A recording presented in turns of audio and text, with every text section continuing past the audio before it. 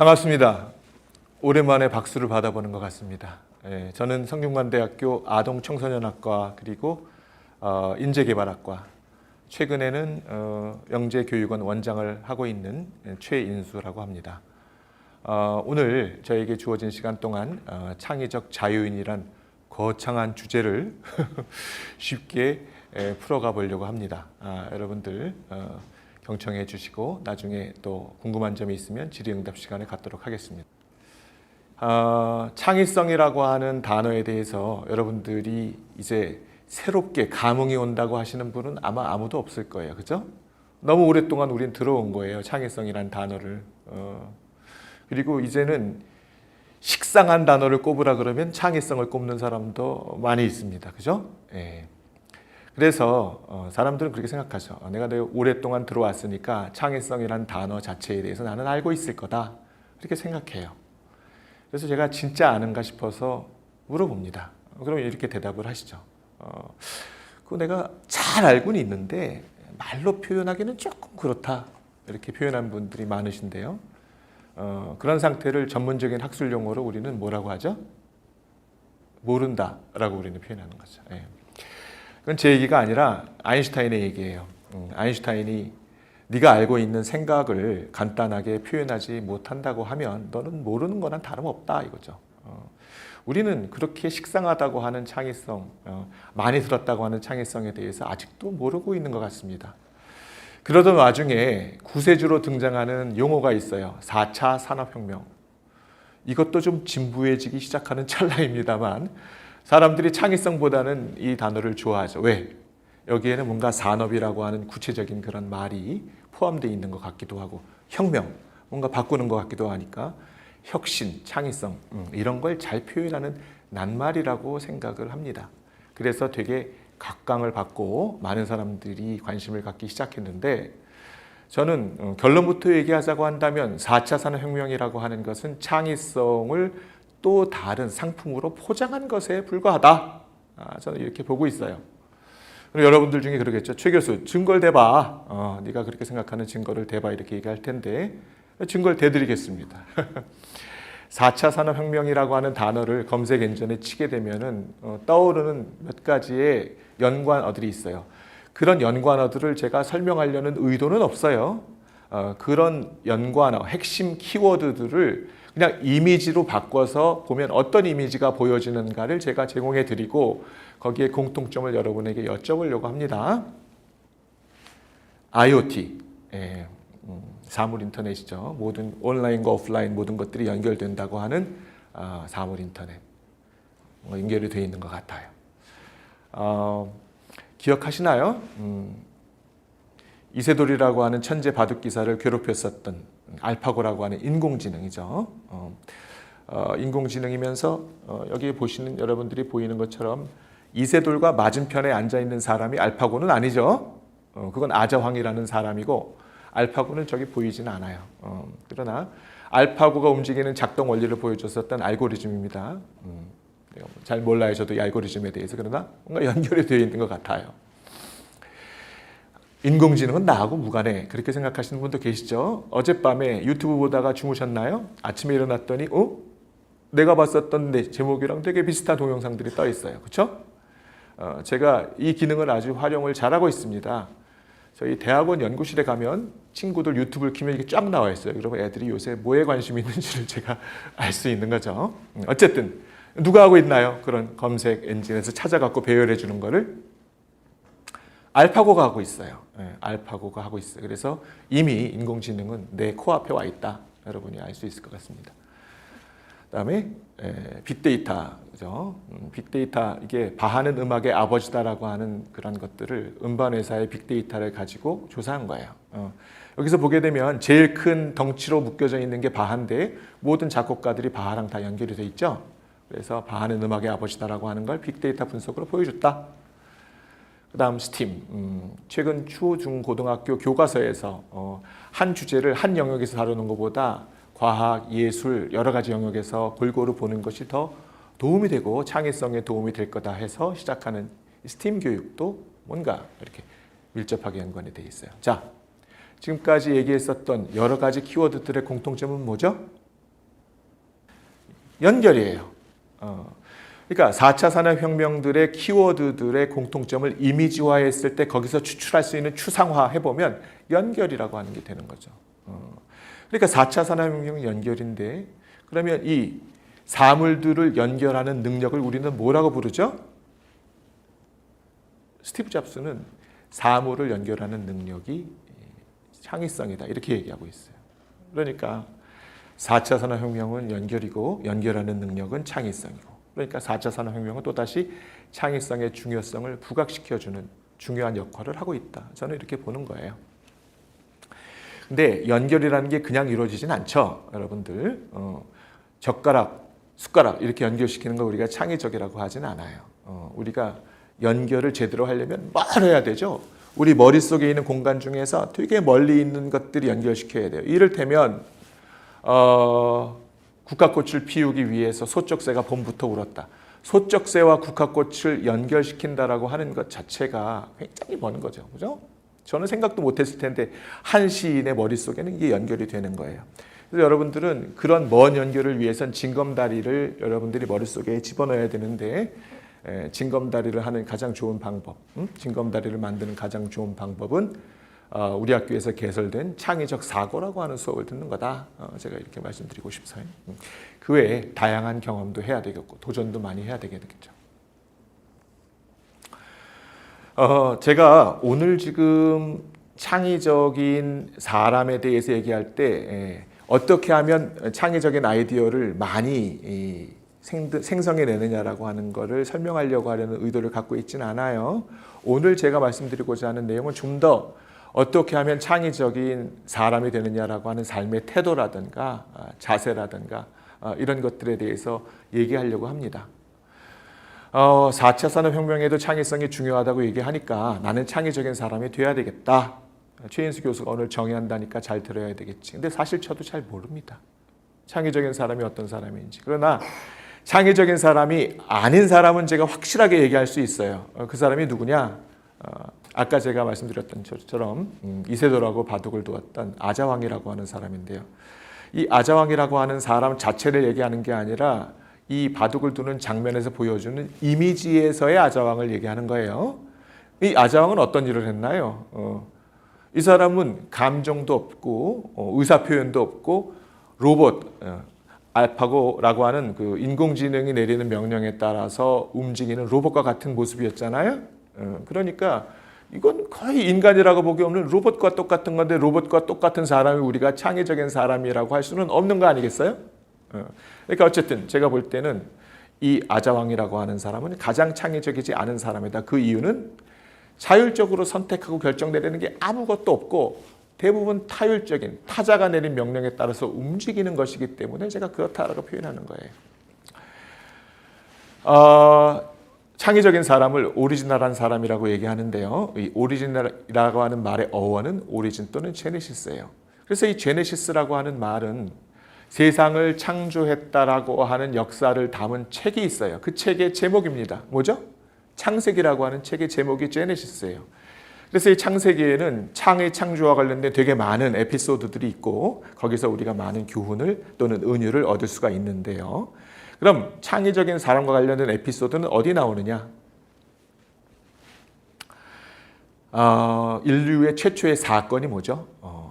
보게 되면 이 사건은 하나님이 신이 하지 말라고 했었던 일을 한 거죠. 어떤 일을 했나요? 선악과를 따먹은 거죠. 그죠?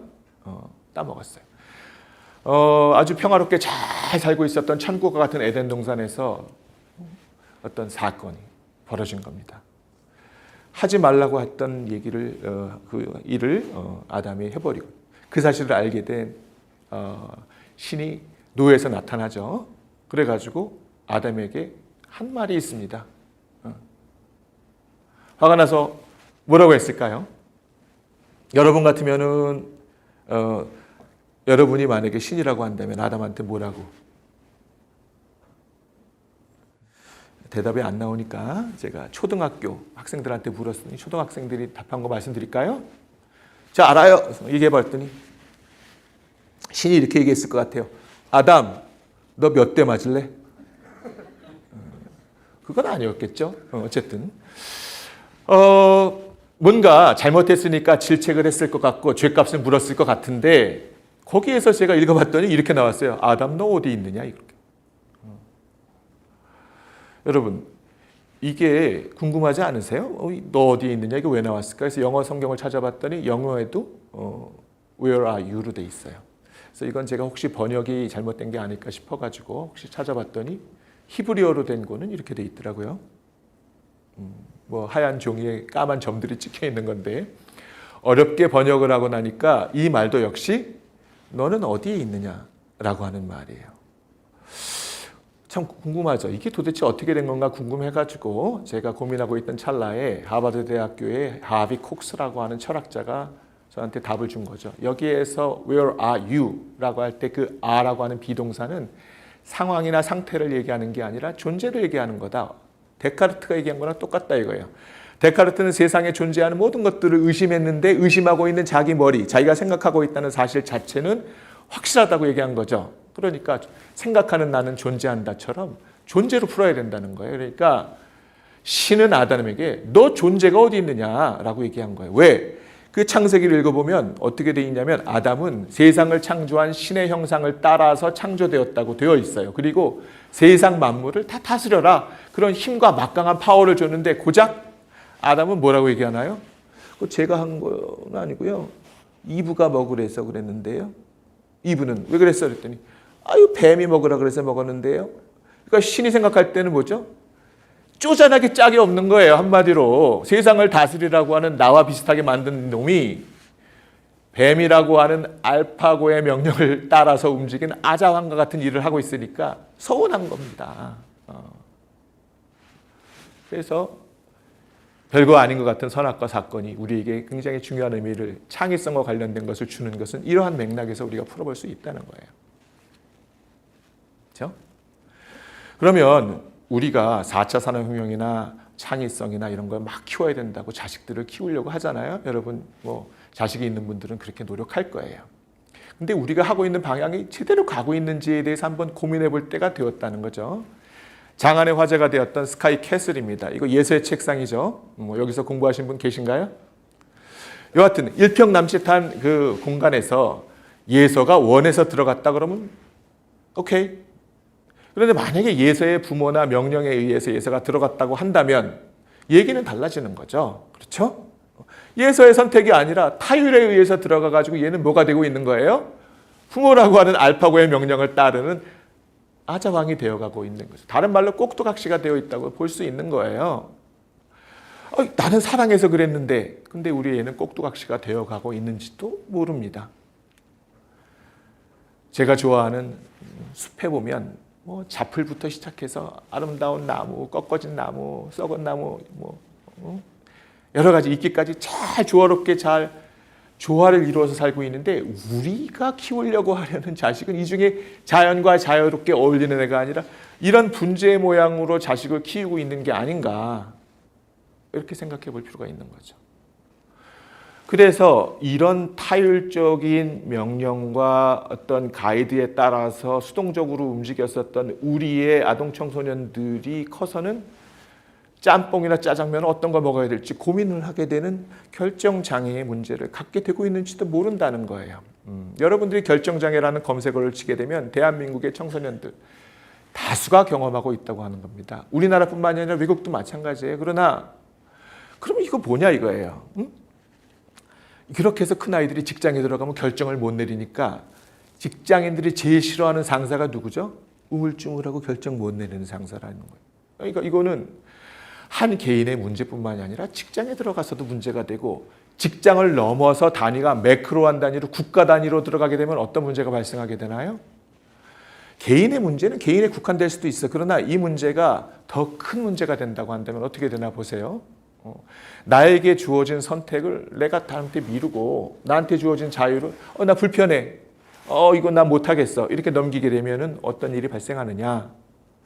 이게 프랑스 대혁명을 통해서 어떤 의미에서 우리가 시민권을 얻고 자유를 얻었는데 그 주어진 자유가 불편해. 여태까지는 누가 하려는 대로 따라만 됐는데 이제는 내가 뭘 선택을 해야 되는 게 너무 불편한데 그때 나타나면 어떤 사람이 야 나한테 모든 자유를 맡겨. 내가 한 방에 너를 잘 살게 해줄게. 누구죠? 파시즘이 나타나는 거예요. 그래서 이 사람들한테 다 자유를 헌납한 결과 세계 2차 대전이 발발했다라고 하는 것이 에릭 프롬의 자유로부터의 도피에 나오는 에센스의 내용인 거죠. 그러니까 한 개인의 선택의 미룸이라고 하는 것이 집단화가 되고 이것이 모여지게 되면 우리가 살고 있는 더불어 사는 지구에게도 큰 문제가 생길 수도 있다는 거예요. 그러니까 단순한 문제가 아닌 거죠.